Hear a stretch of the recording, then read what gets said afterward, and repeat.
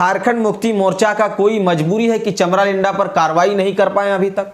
नमस्कार, मैं हूं आपके साथ निजाम खान। आप देख रहे हैं राष्ट्र संवाद। राष्ट्र संवाद में आपका स्वागत है। आगे हम चर्चा करें इससे पहले आप लोगों से एक छोटा सा रिक्वेस्ट है। अगर आप लोग हमारी खबर को फेसबुक पर देख रहे हैं और अगर अभी तक हमारे पेज को फॉलो नहीं किए हैं तो पेज को फॉलो कर लीजिए। यूट्यूब पर देख रहे हैं, चैनल को अगर अभी तक सब्सक्राइब नहीं किए हैं तो सब्सक्राइब कर लीजिए, लाइक कीजिए और इस वीडियो के विषय में अंत में कमेंट कीजिए और इसको शेयर कीजिए। तो आइए हम चर्चा शुरू करते हैं।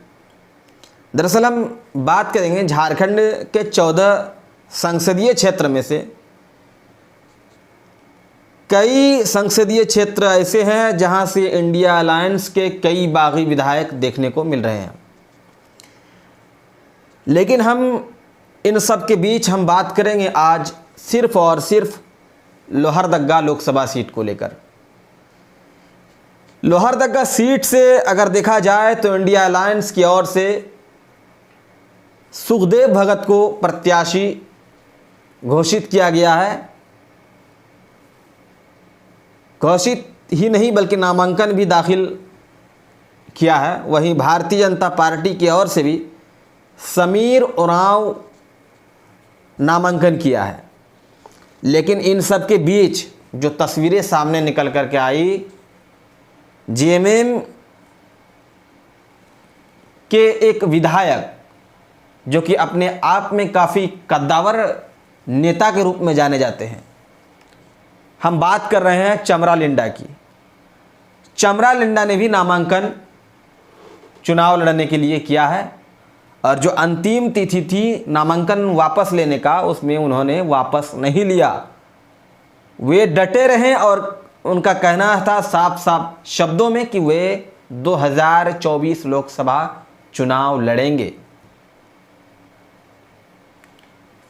चमरा लिंडा की अगर हम बात करें, चमरा लिंडा के अगर राजनीतिक करियर की हम बात करें तो सबसे पहले वे 2005 में चुनाव मैदान में उतरे बिशुनपुर विधानसभा से, जो कि गुमला जिला अंतर्गत आता है। और लोकसभा की बात करें तो लोहरदगा संसदीय क्षेत्र के अंतर्गत आता है। 2005 में उन्होंने सबसे पहले जो है कि राजनीतिक गलियारों में पैर रखा और निर्दल चुनाव लड़े। और यही नहीं, निर्दल चुनाव लड़े और अच्छा परिणाम भी उनका देखने को मिला। हालांकि उसमें वे जीत दर्ज नहीं कर पाए। दरअसल 2005 के विधानसभा चुनाव में बिशुनपुर विधानसभा सीट से भारतीय जनता पार्टी की ओर से चंद्रेश उरांव ने जीत दर्ज की। वही निर्दल से चमरा लिंडा को हार का सामना करना पड़ा और ज़्यादा वोटों के अंतर से नहीं बल्कि 569 वोट के अंतर से उन्हें हार का सामना करना पड़ा। लेकिन हम 2005 के बाद अगर हम बात करें 2009 की या फिर 2014 की या फिर 2019 की, लगातार उन्होंने जीत दर्ज किया। 2009 की अगर हम बात करें तो 2009 में चमरा लिंडा राष्ट्रीय कल्याण पक्ष की ओर से चुनाव लड़ा और शिव कुमार भगत जो कि कांग्रेस से प्रत्याशी थे, उन्हें हारना पड़ा।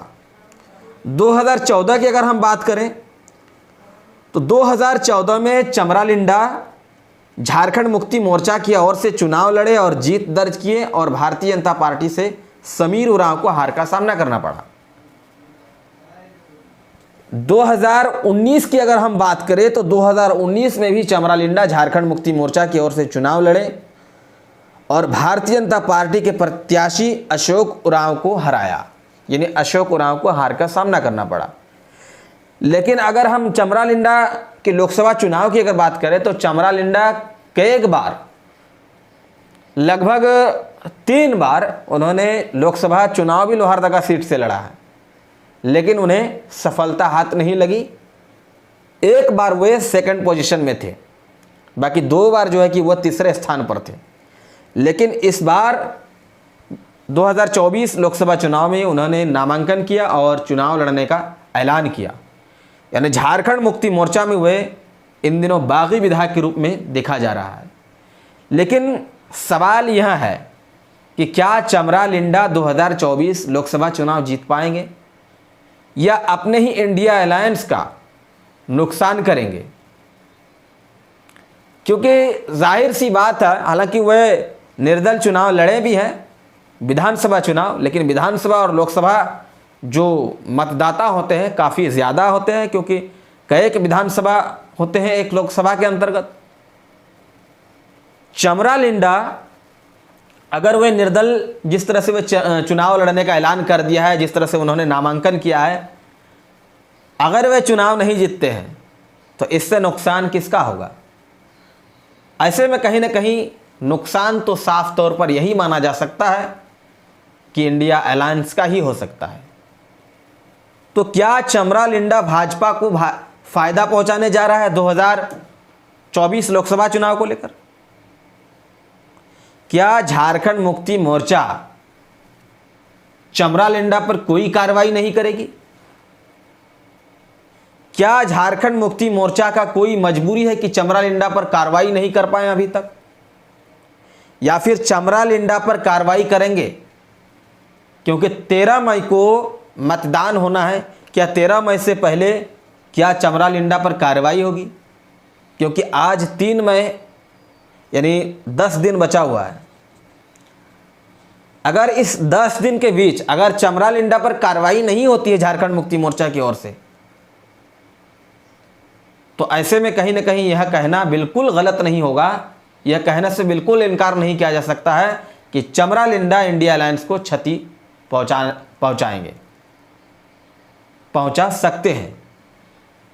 ऐसा हम इसलिए कह रहे हैं कि अगर झारखंड मुक्ति मोर्चा उन पर कार्रवाई नहीं करती है तो जो समर्थक है चमरा लिंडा के, क्योंकि पार्टी में कुछ समर्थक ऐसे भी होते हैं जो पार्टी हित के लिए समर्थक बने रहते हैं, कुछ समर्थक ऐसे भी होते हैं जो अपने प्रत्याशी के प्रति समर्पित होते हैं, समर्थक होते हैं प्रत्याशी के। ऐसे में अगर कार्रवाई नहीं करते हैं तो जो पार्टी समर्थक है वो कहीं ना कहीं फिर चमरा लिंडा को वोट करेंगे, और वो वोट कहीं ना कहीं इंडिया अलायंस का घटेगा, जिसका नुकसान है इंडिया अलायंस को भुगतना पड़ेगा और फ़ायदा भारतीय जनता पार्टी को होगा। और इससे पहले अगर कार्रवाई हो जाती है तो यहाँ बिल्कुल कहने में शायद हम गलत नहीं होंगे कि जो पार्टी हित का वोट, जो पार्टी के प्रति समर्थक थे, उनका वोट कटेगा नहीं, बल्कि वह वोट इंडिया अलायंस में आएगा। यानी हम बिल्कुल यह कहने से बिल्कुल इनकार नहीं कर सकते हैं कि 100% में 50% जो नुकसान होने का था वो 50% इंडिया अलायंस को फ़ायदा पहुंच जाएगा। लेकिन इन सब के बावजूद अभी तक चमरा लिंडा पर कोई कार्रवाई नहीं हुई। चमरा लिंडा अभी तक झारखंड मुक्ति मोर्चा में बने हैं। हालांकि ये देखना दिलचस्प रहेगा कि क्या 13 मई के पहले उन पर कोई कार्रवाई करती है पार्टी, या फिर वे पार्टी में बने रहेंगे। और 4 जून का इंतज़ार होगा कि क्या चमरा लिंडा खुद सांसद के रूप में चुने जाते हैं या फिर इंडिया अलायंस को क्षति पहुंचाते हैं और भारतीय जनता पार्टी को फ़ायदा पहुंचाते हैं। खैर, ये सब आने वाले चुनाव परिणाम 4 जून का हम सबको इंतज़ार करना होगा। इससे पहले साफ साफ कहना कतई उचित नहीं होगा। बाकी आप लोगों को क्या लगता है चमरा लिंडा के विषय में कमेंट ज़रूर करें। खबर अच्छी लगे तो लाइक शेयर करें, हमारे पेज को फॉलो करें, यूट्यूब चैनल को सब्सक्राइब करें। धन्यवाद।